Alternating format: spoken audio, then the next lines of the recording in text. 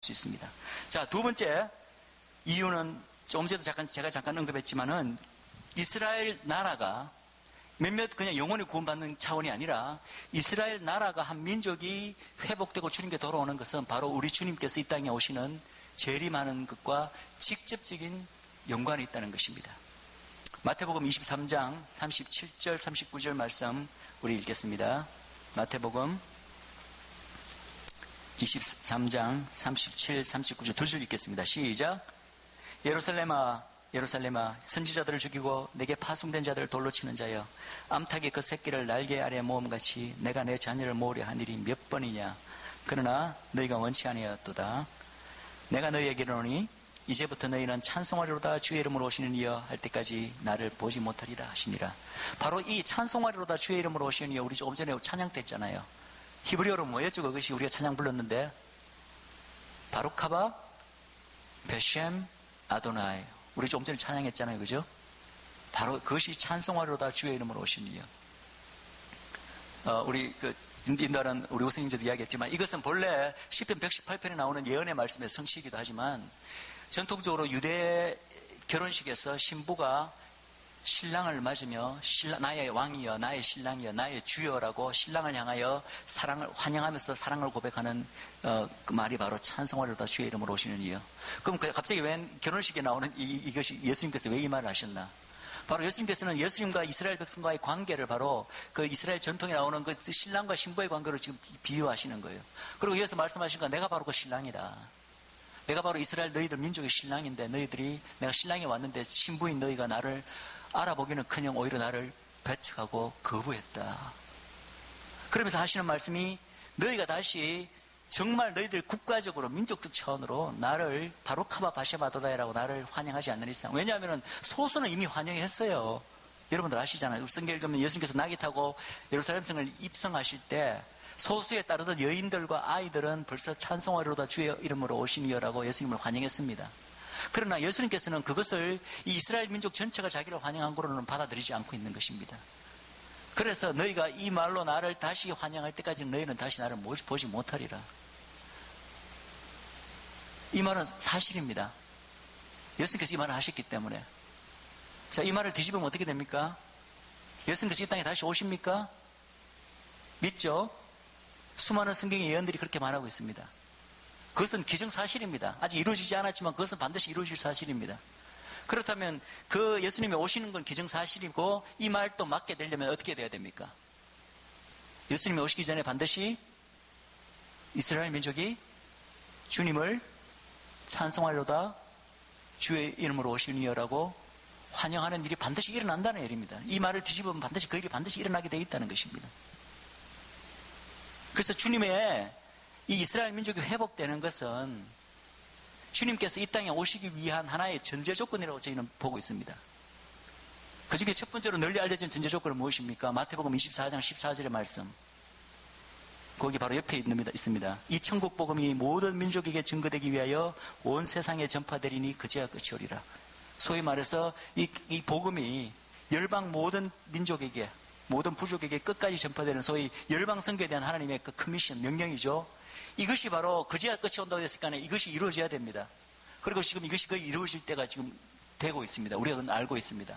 그런데 이것만 이루어져서 주님이 오시는 게 아니라 금방 읽었던 마태복음 23장 39절에 말씀하셨듯이 그 전에 또 하나가 일이 일어나야 되는데 그것이 바로 이스라엘이라는 한 민족, 나라 전체가 주님께 돌아오는 일인 것입니다. 이 두 개가 이루어져야 주님께서 이 땅에 오십니다. 이스라엘 나라가 회복되지 않는다면 열방 끝까지 복음이 전해진다고 해서 주님께서 이 땅에 다시 오시는 게 아닙니다. 그것은 하나님의 말씀에 위배되기 때문에 그렇습니다. 그리고 놀랍게도 실제로 이스라엘 민족이 회복되기 위하여 민족의 나라가 회복되기 위하여 바로 1947년에 2000년 만에 없던 나라가 바로 거토로 돌아서 생긴 것입니다. 하나님께서 지금 그 계획을 예언을 지금 차근차근 이루어가고 계시는 것입니다. 뿐만 아닙니다. 유대인들이 2000년 동안 그렇게 복음을 전하고 예수님 믿게 하려고 해도 끝까지 죽으면 죽을지언정 자기들의 그 믿고 있던 그 유대교를 버리지 않고 끝까지 예수님을 거부했습니다. 끝까지 이 사람들이 나라를 이루고 민족을 다시 이루더라도 예수님을 끝까지 거부하면 결국은 예수님을 환영하지 못하는 거 아닙니까? 그러면 결국 이 예언이 안 이루어지는 거죠. 근데 놀랍게도 이 나라가 먼저 이루어지고 난 다음에 2000년간 예수를 믿는 유대인들이 없었는데 유대인들이 이제 예수님을 믿기 시작하는 거예요. 처음에는 아주 소수가, 나라가 생기고 난 다음에 아주 소수가. 그리고 그것이 지금 급격히 늘어나서 지금 여전히 전체적으로 봐서는 소수지만 수많은 유대인들이 예수님을 믿고 있습니다. 바로 그 중에 한 분을 우리가 지난 어젯밤에 만나지 않았습니까? 그분의 말씀을 듣지 않았습니까? 근데 그분과 그분의 아내였던 그 엘렌 또 뭐라고 말하는지 아십니까? 1970년 초에 소위 그 퍼스트 웨이브 동안에 그들 부부가 예수님을 각기 따로 만났을 때 그때 그들 두 부부가 똑같이 생각했던 게 있습니다. Probably 아마 내가 이 지구 전체를 통틀어 갖고 예수님을 믿는 유일한 사람일 거라고. 남편은 남편대로 아내는 아내대로 다 각각 그렇게 생각했다는 것입니다. 그만큼 예수 믿는다는 것이 유대인들에게는 불가능한 일이 가까웠는 일인데 그 일이 지금 이제 이루어지기 시작했고 지금 급격히 예수 믿는 유대인들이 늘어나고 있습니다. 하나님께서 이미 행하고 계십니다. 그래서 그 이 두 가지 예수님의 재림의 전제 조건인 이스라엘 나라가 돌아오는 것과 열방 끝까지 복음이 전해지는 일이 하나님께서 이미 시작하시고 지금 마무리 단계에 있다는 것입니다. 그것이 두 개가 전혀 관계없어 보이던 사건이 지금 마치 수학에서 두 선이 한 점에서 이렇게 만나듯이 그 만나는 지금 점에 가까이 가 있다는 것입니다. 그렇다면 거기에 우리 예수님을 믿는 우리 열방 백성들이 하는 역할이 없느냐 하면 그게 아닙니다. 하나님께서 이스라엘을 회복시키는 거 뭐 하고 계시네. 또 예언돼서 하나님께서 이루시네. 그럼 우리는 그냥 발전 끼고 구경만 하고 있자. 그게 아니라는 것입니다. 그렇다면 우리가 왜 우리 좀 전에 봤는 하나님의 말씀을 통해서 우리 열방교회에게 왜 그런 이스라엘 회복을 위하여 파수꾼이 될 것을 하나님께서 명하시겠습니까? 하나님께서 기뻐하시는 뜻은 하나님께서 이스라엘 회복을 위해서 말씀하시기 때문에 이루시겠죠. 그렇지만 그것을 하나님께서 혼자 하기를 원하시지 않으시고 바로 우리 열방교회들에게 이미 하나님을 아는 예수님을 아는 우리로 하여금 이스라엘 향하여 중보하게 만들므로써 그 일에 우리를 사용하시기를 원하고 그 일에 우리가 동참하기를 원하고 그것을 인하여 하나님께서 영광 받으시기를 원하고 그리고 궁극적으로 좀 이따 말씀하겠지만은 그 일을 통하여서 오랫동안 유대와 이스라엘과 교회가 원수된 관계가 완전히 회복되어서 그리스도 안에서 한 몸을 이루고 한 새 사람을 이루는 그 모든 것을 합하여 선을 이루시는 하나님의 역사를 이루시려고 우리에게 그런 명령을 하고 있는 것입니다. 그래서 다시 한번 말하겠습니다. 이스라엘이 회복되는 나라는 그것은 바로 주님께서 이 땅에 오시기 위한 두 가지 가장 중요한 조건 중에 하나다. 그것은 단순히 조건뿐만 아니라 실제로 주님이 오신 날이 이 땅에 가까워졌다는 하나의 또 증거이기도 합니다. 우리가 예수님께서 이 땅에 오실 날이 가까운 지금 우리가 마지막 때에 살고 있다고 오늘날 지금 많은 사람들이 이야기하고 있습니다. 그럼 누구가 그것에 부인할 수 없는 증거를 한번 대봐. 주님께서 오실 날이 가까운 증거를 대라고 만약에 요구를 한다면 여러분들 뭐라고 대답하시겠습니까? 지금 온데 전쟁이 터지고 온데 전 세계에 천재지변이 발생하고 기근이 발생하고 그런 에볼라와 같은 그런 그 전염병이 창궐하고 또 쓰나미가 있고 지진이 있고 이런 거 여러분들 말씀하실 수 있겠죠. 실제로 그것은 예수님께서 마태복음 24장과 마지막 때에 대한 예언의 말씀 가운데 제자들에게 마지막 때의 징조로 이미 말씀하신 것들이 맞습니다. 그런데 그렇게만 말씀해갖고는 그 질문을 하는 사람을 여러분들 만족시킬 수 있겠습니까? 그럼 이렇게 반론하지 않겠습니까? 각각의 그런 일들, 전쟁이라든지 기근이라든지 천재지변이라든지 심지어 전염병이라든지 이런 것들 인류 역사상 없던 때가 있었나? 옛날 1000년 전에도 있었고 2000년 전에도 있었고 3000년 전에도 있지 않았나? 그럼 여러분들 그래도 그때는 있었지만 지금은 그래도 그 빈도나 그 강도가 예전과는 비교할 수 없을 정도로 많이 일어나지 않는가? 지진만 하더라도 대규모 리터계 한 7.0 이상의 지진이 전 인류 역사상 모든 세계에 일어났던 거 합친 것보다 지난 한 세기에 더 많이 일어났다 그러더라. 그 모든 것이 일어나는 빈도가 전쟁이라든지 민족이 나라를 서로 대적하는 이것은 바로 예수님께서 말씀하신 마지막 때의 그 예언에 대한 징조의 문자 그대로의 성취가 지금 우리 눈앞에서 일어나고 있고 이런 걸 이야기할 수 있습니다. 그러나 그것만으로는 지금이 진짜 마지막 때인지 아마 납득시키기 어려운 분들이 많이 있을 것입니다. 그러나 저는 감히 이렇게 이야기합니다. 그런 거 다 제껴놓고 그런 것들이 증거가 아니라는 얘기가 아니라 그 증거가 맞습니다. 그러나 그것만으로는 좀 부족하다는 것입니다. 성경이 말하는 부인할 수 없는 두 가지 증거가 있습니다. 주님께서 오실 날이 가까웠다는 것. 바로 천국 복음이 땅끝에 있는 모든 부족에게 증거될 날이 이제 얼마 남지 않았다는 것입니다. 그것은 통계적으로 그것은 부인할 수가 없는 객관적인 자료입니다. 전 세계 선교단체들이 모여서 지금 추세로 복음이 전해지면은 그것이 땅까지 전해지는데 이제 앞으로 얼마 남았을까 몇 년 전에 모여서 회의를 했답니다. 그때 나온 결론이 향후 길어봐 30년 혹은 그거보다 훨씬 빨리 한 20년 안에 그렇게 될 거라는 얘기가 나왔답니다. 그것은 사실입니다. 갑자기 오늘 복음이 전해지는 모든 노력이 한 순간이 지금 스탑되지 않는 이상에는 무슨 이상한 일이 발생해서 지금 추세로 계속 나가면은 한 20년 안에 복음이 다 전해진다는 것입니다. 그러면 이 복음이 땅끝까지 전해지는 이 일이 과거에 언제 있었나요? 인류 역사상. 또 있었던 사건입니까, 이게? 복음이 땅끝까지 전해지는 사건이? 그것은 없었던 사건이에요. 이 일이, 이 하나님의 이 명령이, 복음이 땅까지 전해지는 이 명령이 유일하게 처음 이루어지려고 하는 때가 바로 지금 이 시간, 이 시대인 것입니다. 이전에는 없었어요. 또, 이스라엘 민족이 주님께 돌아와서 예수님을 믿게 되는 일이 역사적으로 언제 있었습니까? 예수님 초림 당시에 몇 명 예수님을 따랐던 소수의 그룹은 있을지언정 이스라엘 민족 자체가 예수님을 신랑으로 받아들이는 그 사건이 언제 있었냐고요. 인류 역사상. 없었습니다. 그것이 지금 유일하게 우리 눈앞에서 벌어지고 있습니다. 처음으로. 그래서 이것은 유일무이한 사건이고 이 두 가지가 동시에 지금 우리 눈앞에 수학의 한 점을 향하여 수렴되듯이 지금 일어나고 있다는 것입니다.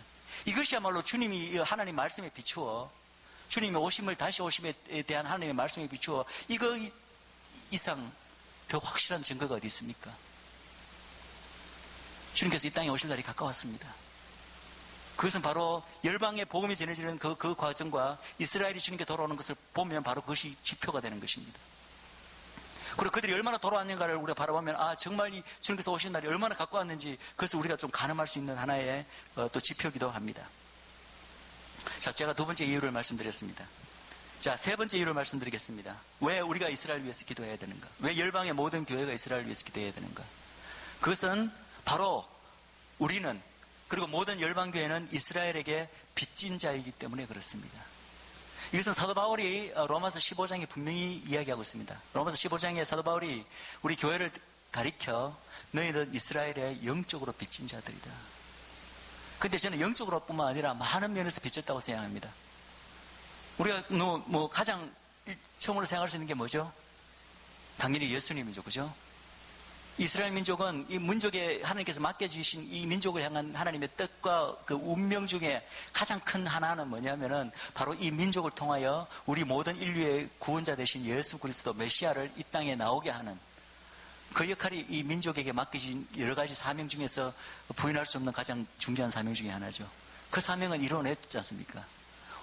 이 민족이 하나님에 대해서 불순종하고 불신앙으로 얼마나 많은 하나님으로부터 견책을 듣고 꾸지람을 듣고 또 벌을 당했는지 그거는 성경 전체가 이야기하고 있기 때문에 우리는 다시 이야기할 필요가 없습니다.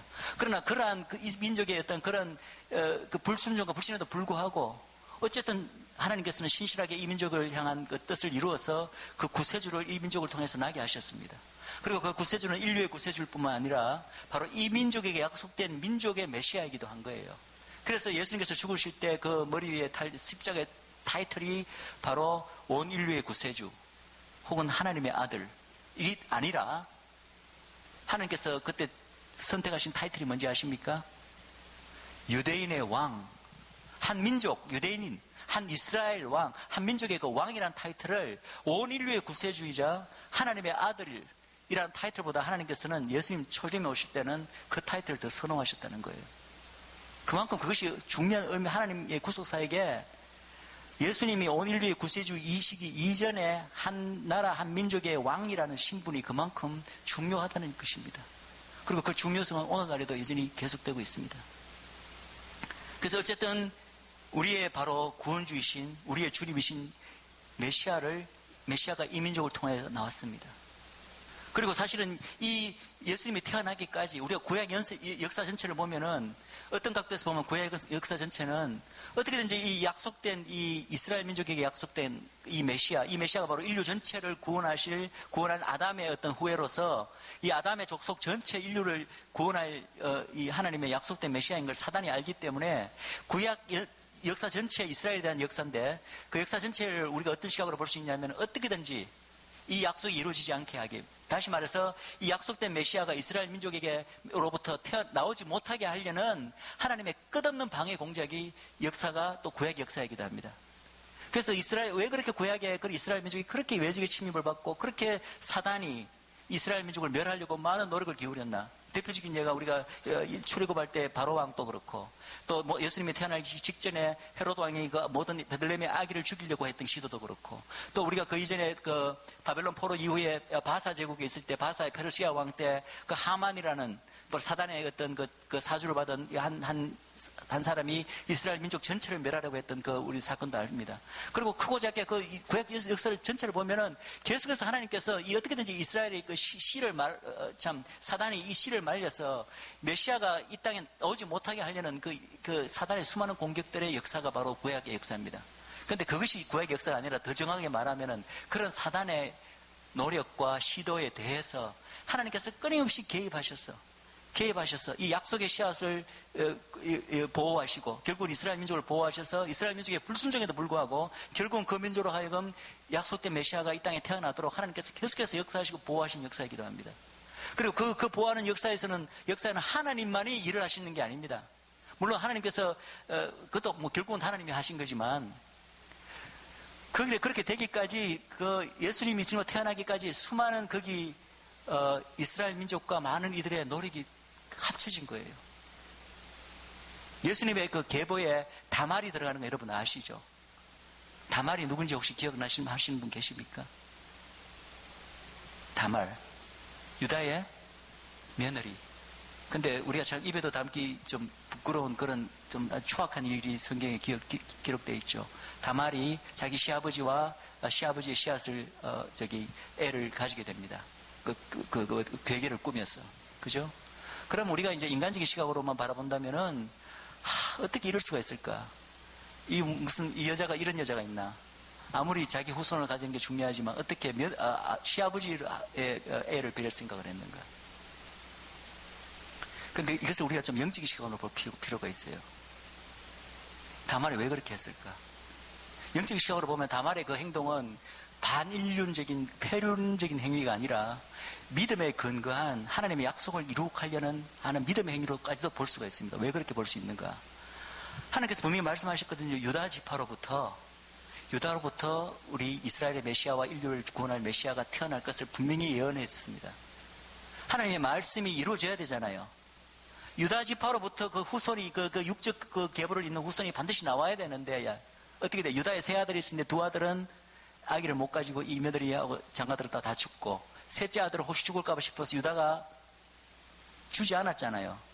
그러면 유다의 자손이 어떻게 됩니까? 끊어져 버리는 거예요. 하나님의 약속이 성취되지 않는 거예요. 이게 물론 며느리가 그걸 다 생각하고 진짜 그걸 이루려고 그렇게 했는지 어떤지는 모르지만, 어쨌든 그 이면에는 하나님의 초자연적인 섭리하심이 있는 것입니다. 그래서 이 며느리를 통해서, 이 시아버지와의 통해서도 어떻게든지 유다의 그 맥락, 그 후손에서 메시아가 태어나기 때문에 그것이 이어져야 되는 것입니다. 그래서 우리가 영적인 시각으로 보면 이건 역시도, 이게 다만 하나의 예일 뿐입니다. 기생 라합도 그렇습니다.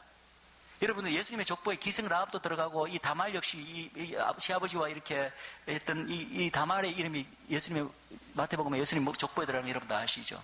뿐 아닙니다. 우리 룻기에서 그 이방인이었지만 시어머니 나오미를 따라서 이렇게 왔는 룻도 바로 예수님의 족보에 들어갑니다. 이와 같이 우리가 인간적으로 보면은 이해가 되지 않는 좀 어떤 경우에는 참 비인도적인 그런 사건들이 있지만은, 그 이면에 보면은 하나님께서 어떻게든지 이 하나님의 약속된 이 계보를 통해서 결국은 이스라엘 민족을 통해서 특별히 유다 지파를 통해서 이 메시아인 예수가 이 땅에 태어나게끔 하도록 수많은 그 믿음의 영적인 시각으로 이 하나님의 약속을 붙드는 믿음의 사람들 중간에 이렇게 준비하셔서 이 일이 결국 이루어지도록 하나님께서 행하셨다는 것입니다.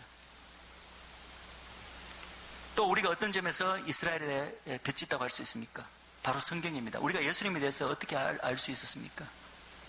우리가 하나님이 어떠하신 분인지, 우리 인간이 하나님 앞에서 어떠한 존재인지, 죄인인 걸 말하는 거죠. 또 우리가 어떻게 하면 하나님께 돌아갈 수 있는지, 어떻게 하면 구원을 받고 죄사함을 받을 수 있는지, 하나님의 성품이 어떠시고 하나님이 믿는 자들의 삶을 어떻게 인도하시는지, 그 모든 것을 우리가 알 수 있었던 것은 바로 이 성경입니다. 그렇지 않습니까? 물론 하나님을 이제 예수님을 알고 우리가 삶 가운데서 하나님을 체험하고 확인하는 부분들이 있습니다. 반드시 그런 부분이 있어야겠죠.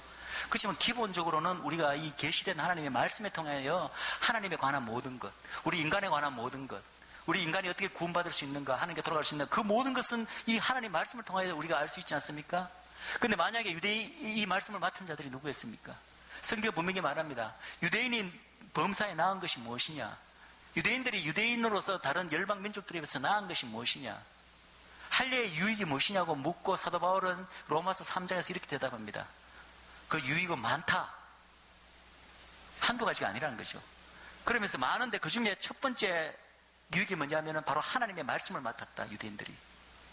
그 말씀을 맡았고 그 말씀을 충실하게, 그 진짜 인쇄술도 없고 활자도 없던 시절에 한자 한자를 그냥 정성을 다하여 뺏겼음으로써 그것이 수천 년 내려오면서 마침내 활자술로 이 성경의 모든 이 열방들의 손에 쥐어지기까지 이 고스란히 변하지 않고 내려오게 된 것, 그것은 전적으로 유대인들의 바로 덕분인 것입니다.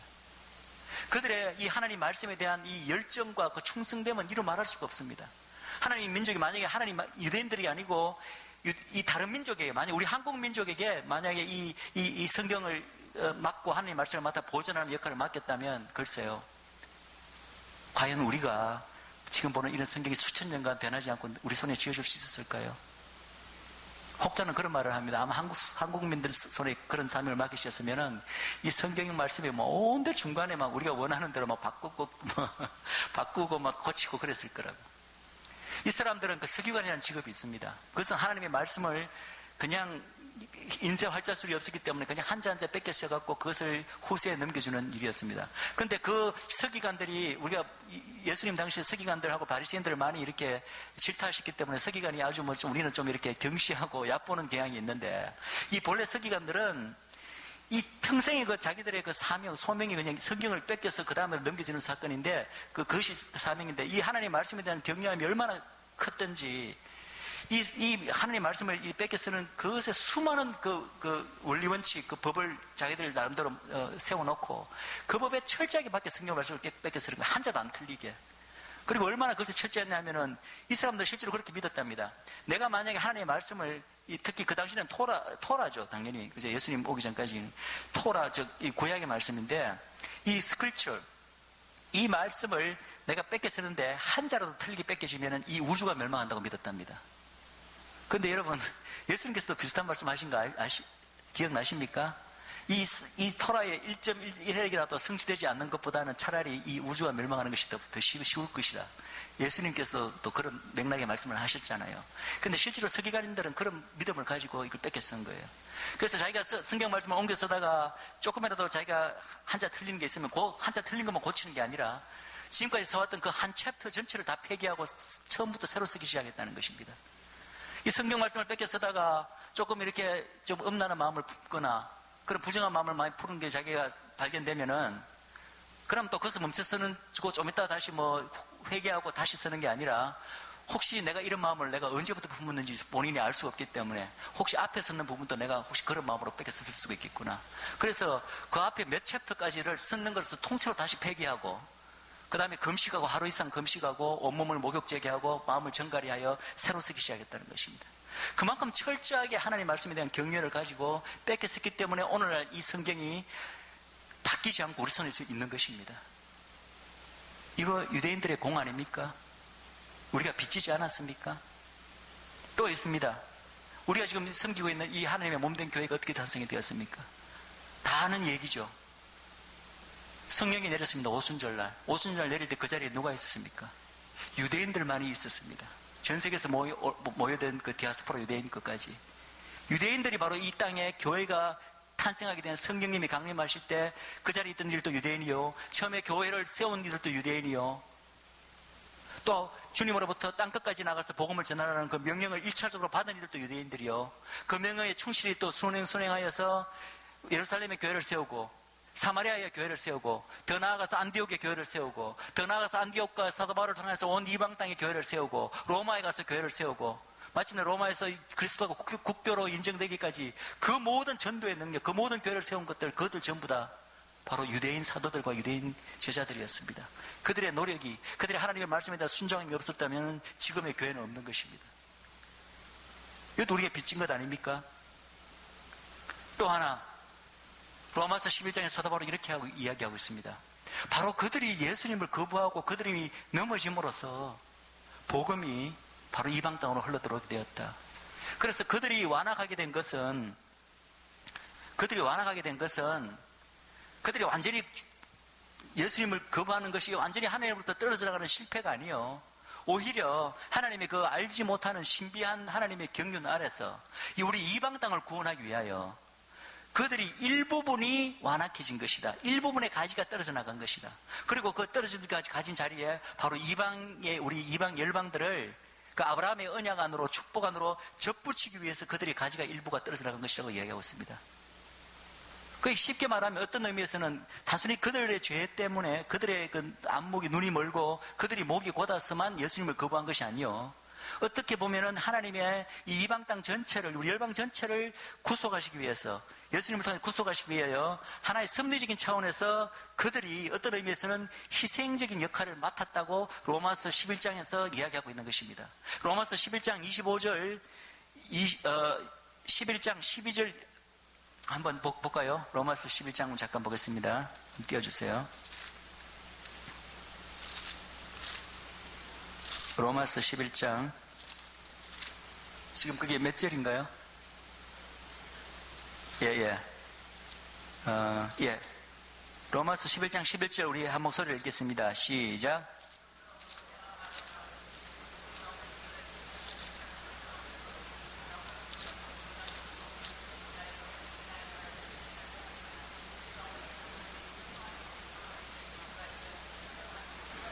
여기 분명히 이야기하고 있습니다. 저희가 넘어짐으로, 이스라엘 민족이 넘어짐으로 구원이 우리 이방인에게 이르렀다. 그리고 그렇게 된 목적을, 그렇게 하게 된 목적을 사도 바울은 어떻게 이야기하고 있냐 하면은 참 이것도 참 우리가 언뜻 보면 우리가 받아들이기 힘든 말씀이에요. 복음이 왜 그들이 넘어짐으로써 이방으로 가게 된 줄 아느냐? 우리는 물론 또 사실이죠. 하나님께서 우리 이방도 사랑하시기 때문에 구원하시기 위해서 그거는 맞는 말입니다. 그렇지만 적어도 이 구절에서 말하고 있는 이유는 그 이유를 말하는 게 아니라 하나님이 본래 구원하시기 위해서 복음을 준 백성이 이 이스라엘 백성인데 이스라엘은 이 복음을 몰라보고 거부했다.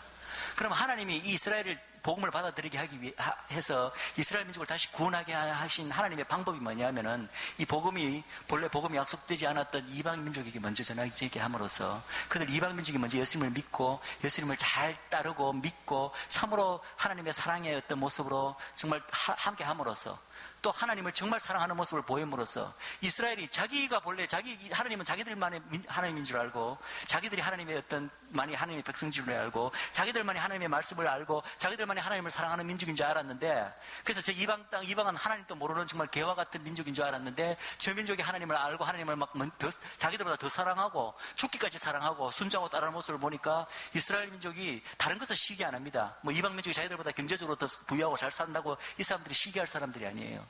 그렇지만 하나님에 대해서 이방 사람들이 하나님에 더 열심을 내고 하나님께 더 사랑하고 순종하는 모습을 보일 때 이 사람들은 가슴에 불일 듯한 시기가 일어나는 것입니다. 그래서 이 로마서 이 말씀에 따른다면은 이방의 구원이 들어가게 된 것은 이스라엘로 하여금 이방 사람들을 하나님에 대해서 시기하게 만든 다음에 질투하게 만든 다음에 그럼으로써 이스라엘이 다시 하나님께 돌아오도록 만들겠다는 하나님의 계획이라는 거예요. 좀 우리로서는 좀 받아들이기 좀 힘든 말입니다. 그렇지만 성경은 그렇게 이야기하고 있습니다. 하나님은 우리를 똑같이 사랑하시는 저는 의심치 않습니다.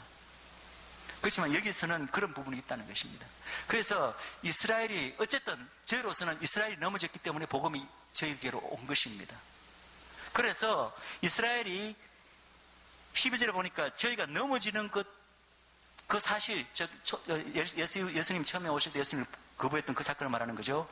그것이 결과적으로는 우리 이방 땅에 복음이 전해져서 우리가 이렇게 하나님 안에서 부유하게 되었는데 하물며 하나님께서 진짜 애초에 또 계획하시고 원하셨던 이스라엘 민족이 예수님을 통해서 하나님께 돌아오는 이 사건이 실제로 일어난다면 그것에 따르는 그 축복은 이 열방 전체에 흐르게 될 축복은 얼마나 더 크겠느냐. 하나님을 그들이 거부하는데도 이만큼 그 결과적으로 그들을 돌아오게 하기 위해서 이만큼 큰 축복이 우리에게 이미 맺는데 하물며 이 민족이 하나님께 제대로 돌아오게 된다면은 우리 이 열방 땅에 일게 될 하나님의 축복은 이루 말할 수가 없다는 것입니다. 그래서 어쨌든 우리가 왜 이스라엘에 빚졌습니까? 복음에 빚졌습니다. 결과적으로 그들이 예수님을 거부함으로써 우리 이방을 구원하시는 하나님의 어떤 우리가 이해하기 힘든 섭리에 의해서 복음이 우리 이방 땅으로 흘러 들어왔고 우리가 예수님을 알게 되었습니다. 그래서 우리 이들에게 빚진 자 아닙니까? 그래서 하나님께서는 빚진 자로서 우리가 이 원래 하나님이 택하신 백성 이스라엘이 주님께 돌아오기를 우리가 기도하기를 원하시고, 그래서 원수된 관계가 무너져서 하나가 되어서 정말 하나님의 거룩한 한 백성을 이루는 것이 이게 하나님의 구원사역의 신비라고 부르고 있습니다. 신비라고 이야기하고 있습니다. 왜 하필 이스라엘이 예수님을 거부해야만 이런 일이 일어나도록 하나님께서 정하셨을까? 저희들은 다 그 그림을 다 알지는 못하고 이해하기는 힘들지만, 그래서 사도 바울조차도, 그 뛰어났던 그 성경학자이고 하나님의 사람이었던 사도 바울조차도 이것을 그냥 하나님의 신비라고 표현하고 있습니다. 또 하나, 이제 이것은 뭐 영적인 의미에서 빚인지는 모르지만 또 하나 큰 빚이 있습니다. 아까 제가 잠깐 언급했듯이 역사적으로 우리 교회는, 특별히 우리 교회는, 또 우리 모든 열방 민족들은 이 복음의 빚 외에도 직접적으로 이스라엘에게 너무나 큰 빚을 졌어요. 우리가 누구를 애꿎은 사람을 마구 때리고 상처 입히고 구덩이에 빠져 때리면은 1차적인 책임이 어떤 책임이 있습니까? 가해자가, 그 사람을 엄청난 그 공경에 처하게 된 가해자가 먼저 그 사람을 한테 화해를 청하고 그 사람을 그 공경에서 구해낼 의무가 있잖아요. 그것은 법적으로도 마찬가지예요. 제가 이제 사실은 변호사로서 법대를 다녔습니다. 그래서 미국 법을 이렇게 하다 보니까 참 이해하기 힘든 게 있더라고요. 어떤 부분이냐면은, 우리가 이제 길거리를 가다가 누가 이렇게 물에 빠져갖고 살려달라고 아우성을 칩니다. 혹은 구덩이에 빠져가 죽어갑니다. 근데 그것을 보고도 그냥 지나쳐요. 조금의 도움 손길도 내밀지 않습니다. 그러면 우리 정세는 어떻습니까? 아, 저 죽일 놈. 어떻게 그럴 수가 있어? 아마 한국에서 그랬다면 사람들이 몰매를 맞거나, 아니면 어떻게든지 이거 법적으로 이렇게 잡아 넣으려고 아마 할지 모르겠습니다. 근데 미국 법상에는요, 그거 법적으로 아무 문제가 없습니다. 그냥 지나친 사람에게 아무 책임을 법적 책임을 물을 수가 없습니다. 이 사람에게는 구덩이에 빠진 사람을, 물에 빠진 사람을 도와줄 법적 책임이 없는 것입니다. 근데 어떤 데 법적 책임이 있냐 하면은, 내가 잘 가다가 옆에 있는 사람을 밀어갖고 구덩이에 빠뜨렸어요. 그리고 그냥 가는 거예요. 그거는 이 사람이 잡혀갑니다. 자기가 그 공경에 처했으니까, 공경에 처하게 만들었으니까 그 사람을. 혹은 그 사람이 구덩이에 얕은 구덩이에 빠져 있는데 이 사람이 뭐 좋은 선한 뜻으로 그 사람을 구덩이에 구출하려고 한번 노력을 했는데, 그냥 지나갔으면 아무 문제가 없는데 노력을 했는데 좀 실수해갖고 그 사람을 더 깊은 구덩이로 밀어 넣어버렸어요. 그게 몇 번 해보다가 안 되니까 그냥 포기하자고 그냥 갔어요. 그럼 이 사람은 법적 책임을 지게 됩니다. 왜냐하면은 본래 있던 상태보다 더 나쁜 상태로 빠지게 하는데 이 사람이 책임이 있으니까. 무슨 말인지 알겠죠? 그런 것입니다. 이거는 좀 우리 한국적인 정세에는 좀 완전히 이해는 안 되지만, 최소한도 어떤 사람을 공경에 처하게 애매하게 공경에 처하게 한 그 책임은 그 가해자가 일차적으로 당사자가 책임을 져야 된다는 건, 그런 건 다 여러분들 이해하시겠죠? 바로 유대인들에게 그렇습니다. 유대인들이 왜 예수님을 그렇게 전에도 안 받아들인지 아십니까? 역사적으로. 그리고 지금도. 그것에 대한 우리가 많은 이유를 댈 수가 있지만은, 가장 큰 두 가지 중에 이유 중에 하나는 뭐냐면은, 물론 이들이 영적으로 눈이 가리워져서 성경 말씀을 깨닫지 못하고 성경 구약에 나타난 예수님을 보지 못하는 어떤 그런 영적인 어떤 부분도 있습니다만은, 더 큰 이유는 바로 우리 교회 책임입니다.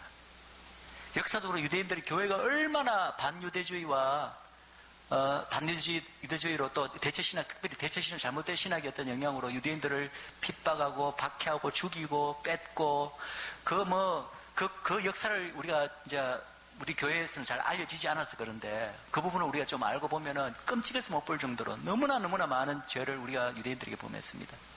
그들의 그 역사적으로 이 기독교인들에게 교회로 받은 소위 예수님을 믿는다고 하는 자들, 예수님의 이름으로, 특히 예수님의 이름으로 그들을 회당에 넣고 불을 지르고 회당 주위를 돌면서 예수님의 이름을 찬양합니다라고 우리가 십자군들이 찬양하고 돌아다녔습니다.